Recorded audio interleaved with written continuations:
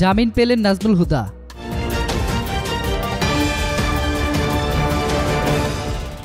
ঘুষের মামলায় 4 বছরে কারাদণ্ডপ্রাপ্ত সাবেক মন্ত্রী নাজমুল হুদাকে জামিন দিয়েছেন সুপ্রিম কোর্টের আপিল বিভাগ।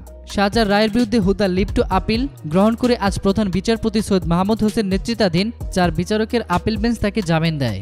আদালতে সিগমা হুদার পক্ষে শুনানি করেন আইনজীবী এএফ হাসান আরিফ, মনসুর হক চৌধুরী ও নাজমুল হুদার স্ত্রী সিগমা হুদা। দুর্নীতি দমন কমিশনের পক্ষে ছিলেন আইনজীবী খুরশেদ আলম। পরে খুরশেদ আলম খান সাংবাদিকদের বলেন, ওনার লিভ টু আপিল মঞ্জুর হয়েছে, সেই সঙ্গে জামিনও দিয়েছে আদালত। এখন আপিল নিষ্পত্তি না হওয়া পর্যন্ত তিনি জামিনে থাকবেন। সাবেক 4 দলীয় জোটের সরকারি মন্ত্রী ব্যারিস্টার নাজমুল হুদা বিএনপি থেকে বেরিয়ে গিয়ে তৃণমূল বিএনপি নামে নতুন দল খুলে চেয়ারম্যান হয়েছেন। দলে নিবন্ধন না থাকায় একাদশ সংসদ নির্বাচনে তিনি অংশ নেন স্বতন্ত্র প্রার্থী হিসেবে। সেনা নিয়ন্ত্রিত তত্ত্বাবধায়ক সরকারের আমলে 2007 সালে 21 মার্চ দুর্নীতি দমন কমিশনের উপপরিচালক মোহাম্মদ শরীফুল ইসলাম ধানমন্ডি থানায় এই মামলা দায়ের করেন। নাজমুল হুদা ও তার স্ত্রী সিগমা হুদা সাপ্তাহিক পত্রিকা খবরের অন্তরালের নামে মীর জাহির হোসেন নামে একজন ব্যক্তির কাছ থেকে 2,40,00,000 টাকা ঘুষ নেন বলে অভিযোগ করা হয় মামলায়। এই মামলায় নাজমুল হুদাকে 7 বছরের সাজা দিয়েছিল নিম্ন আদালত।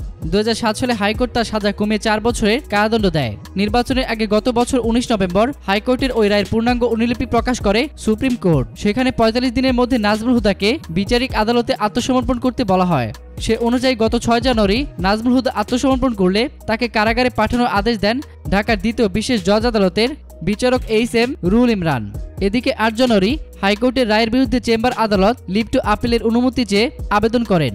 চেম্বার বিচারপতি মোহাম্মদ নুরুজ্জামান সেদিন বিষয়টি শুনানির জন্য আপিল বিভাগের নিয়মিত বেঞ্চে পাঠিয়ে দেন। এর ধারাবাহিকতায় আজ শুনানি শেষে নাজমুল হুদাকে জামিন দিল আপিল বিভাগ। এতক্ষণ ফ্রিকি নিউজের সঙ্গে থাকার জন্য আপনাদের সবাইকে ধন্যবাদ।